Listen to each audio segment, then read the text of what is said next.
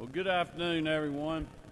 We thank y'all for being with us for such a great occasion.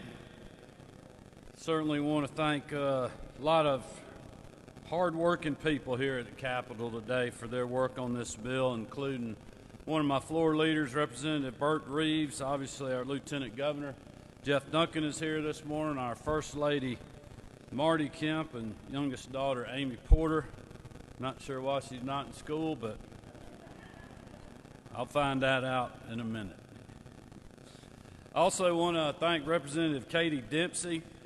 I know Rick Jackson's here today, Ted Burdo, Director Rawlings, and the DFACS team. Appreciate what you all do, not only today, but every day. Senator Chuck Payne, Representative Trey Kelly, Representative Mary Margaret Oliver, our Speaker Pro Tem in the House, Jan Jones, and Senator Brian Strickland. Thank you all for your hard work, not only on this, but for a great legislative session, and I appreciate you guys being here today. And I certainly appreciate the work that you have all done in conjunction with our team to help loving families and a lot of kids, and that's what we're here to talk about today. As you all know, early on in my administration, we began working with members of the General Assembly to build on their successful efforts to reform and modernize our state's adoption and foster care laws. Together, we've made it easier and less expensive to adopt. We've streamlined the burdensome process, and we've cut government red tape while doing it. And the data shows that our efforts are certainly paying off. The number of children in foster care in Georgia continues to decrease, with just over 11,000 children in the state's care, which thankfully is the lowest since 2015. Children are transitioning from foster care to return to their families, to be adopted, or to be placed in permanent guardianship. Last year, 1,429 children were adopted into permanent homes by new forever families, representing an increase of over 17% from 2018. And while these statistics are promising, there is still more work to be done to improve the lives of children in our state. And I'm proud to say that the legislation I will sign today received broad bipartisan support. HB 154 strengthens our state's commitment to being an adoption-friendly state and streamlines many procedural requirements on adopting families. SB 28 modernizes and enhances the work done by the General Assembly in previous years to strengthen Georgia's juvenile code. I'll also be signing legislation supported by Lieutenant Governor Duncan and many others that will allow grant tuition and fee waivers for Georgia's eligible foster and adopted students at Georgia's post-secondary institutions. Placing our kids in safe, loving homes is not controversial. It is not an issue that often gets enough attention or steals the spotlight, and it should never be a matter of partisan politics, because the most fundamental need for any child is a safe and loving home.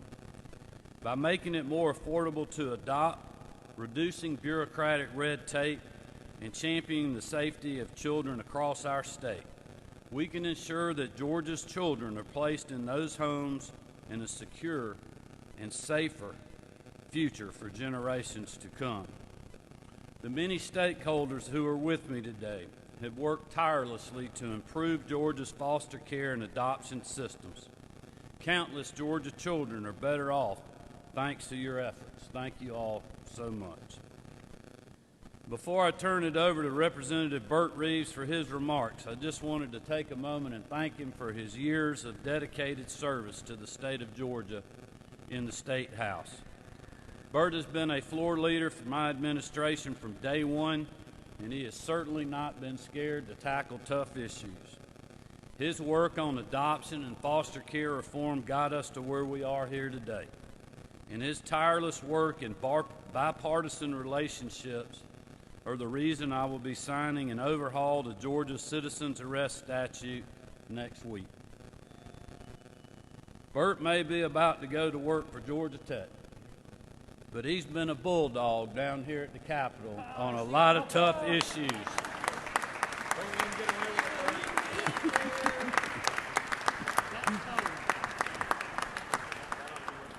I greatly appreciate his friendship and all the support that he has given me and my administration, but I also just appreciate what you've given to your state, Representative Burt Reeves.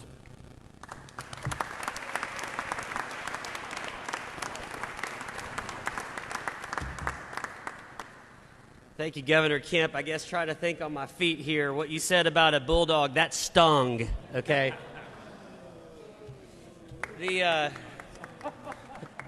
Go Jags. Today is actually my first day as employee, as Vice President of Institute Relations at Georgia Tech, so it's strange coming in here today.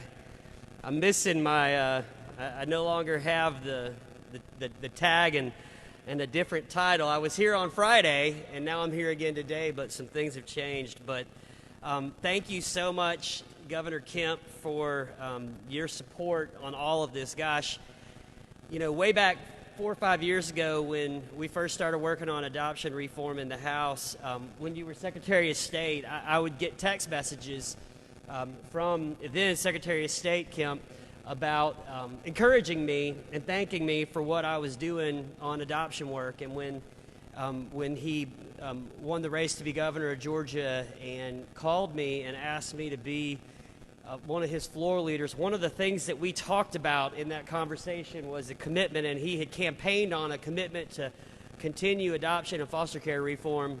And that was one of the things that we talked about on that call, and he told me that he wanted to allow the General Assembly and empower me as a floor leader for him to do all the things that we had already put in motion and to continue with it. And so I'm really thankful. Today is kind of a fitting conclusion for me since my career here is technically over, but to get to talk about this today is very fitting. And it really all started in the summer of 2015, which is 6 years ago. It's kind of crazy. The Georgia Council of Adoption Lawyers approached me and asked me if I would be willing to sponsor a 100-page plus adoption modernization bill. And of course I said yes. I mean, that's why we run for office, is to get the opportunity to be involved in things like this. But I'd never done an adoption as a lawyer. I'd been in juvenile court a lot, but was really unfamiliar with adoption. And I really had no idea what was going to unfold from there. Adoption and foster care reform wasn't the issue that I came to the Capitol to seek to tackle and to work on. But as I like to say, it wasn't the issue I came here for, but the issue found me, and it really changed me and changed my heart and changed a lot of my focus as a legislator. It took 3 years and a lot of hard work to get the original modernization bill passed, which was known as House Bill 159. There was a little bit of drama that was involved there for a year or so. But what ended up happening was finally in 2018, we passed the first major overhaul of Georgia Adoption Code in over 30 years. And it modernized adoption and made it easier, more efficient, and we allowed our Georgia families to stay in Georgia to adopt as opposed to going to other states where it was easier. And I had no idea at the time that this was going to happen, but what really happened was House Bill 159 started some momentum in this building. And truly, there was a lot of synergy that then began to develop upon the idea of improving child welfare, not just through adoption, but also foster care, mental health for children, and many other things. And I can tell y'all that since then, every person in this building has worked, as Governor Kemp said, in a bipartisan fashion. The House, the Senate, the governor's office have all worked together to continue to champion this area. And in 3 years, we have had significant reform on these issues. It has been the governor's legislative priority. It's been Lieutenant Governor Duncan's legislative priority, and it's continued to be a priority of the House of Representatives from Speaker Ralston and Speaker Pro Tem Jones. And this is what's so great, y'all, is that it's worked. It's actually worked. We have seen adoptions increase. We've seen Georgia families adopting in Georgia as opposed to going to other states. And most significantly, we've seen our foster care population, as Governor Kemp mentioned, reduced by literally thousands over the last couple of years. And this is the kind of thing that, unfortunately, you just don't read about this enough on the front page of the newspaper. But by gosh, we should read about this. in the newspaper, because this is big news, and this is the kind of thing that you stand on top of the mountain and you scream and shout and celebrate about it. And so we are really thankful. Lives are being changed. Forever homes are being created for children who've had the roughest and the most difficult pathway imaginable, and families are growing. And it has taken a village to be able to do this. And I'm so thankful for the leadership of Wendy Clifton, Melissa Carter, Ruth Claiborne, Jim Outman, Craig Foster with the governor's office, Director Tom Rawlings, who's here, I think up here somewhere, Representative Mary Margaret Oliver, my seatmate, who I care so much for, has been working on these issues for years and has just been an incredible support for me and all of these initiatives. And Representative Marcus Wiedauer, I believe, is here somewhere. He was here. There he is, right there. I'm handing this issue off to you, brother. So Representative Wiedauer has shown a great interest in this and has been integral in what we've done. And I'm now, and I look forward to working with you in that capacity. Just as a point of personal privilege here, being able to serve in this building and have the really rare and amazing opportunity to be a state representative has been the greatest privilege of my life for the last 7 years. And I am so thankful for what this building has done for children across Georgia. Again, we are making a difference in this, and every single person in this state can be proud about that. I am thankful for the support that I've received from my colleagues and all of you on these issues, and so thankful for the governor's leadership here. I really, really, truly believe that we have helped make Georgia a better state. I look forward to being involved in a different role, but being involved nonetheless as we continue to work through child welfare here in Georgia. I wouldn't change a thing. Thank you all so much. Thank you, Governor Kemp.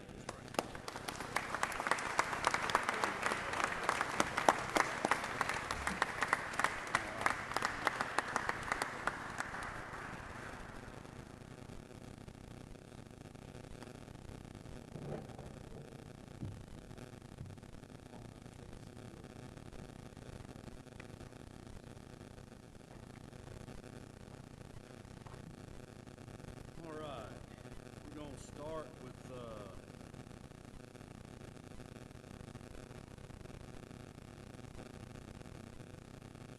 SB 20.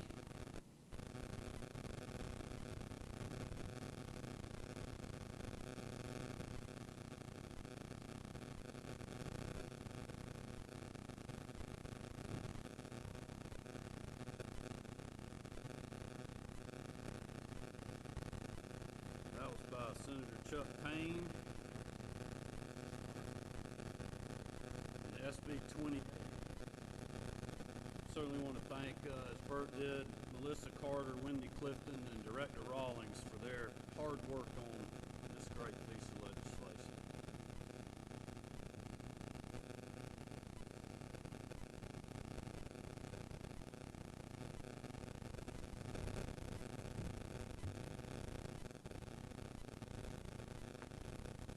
SB 107, this is the Lieutenant Governor's signature piece of legislation. Appreciate his leadership on this, as well as the Senator Brian Strickland, who I believe is here today, and Representative Reeves carried this in the House.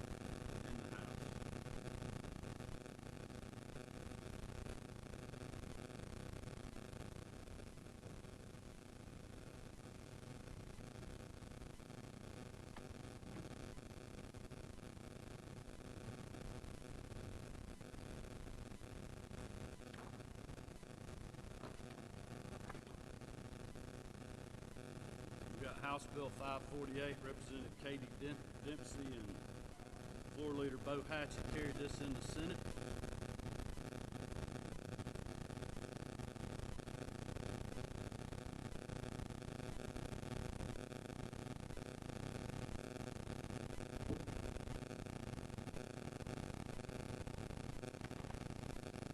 HB 562. This is dealing with another defects issue in our judicial branch. Appreciate Director Rawlings' leadership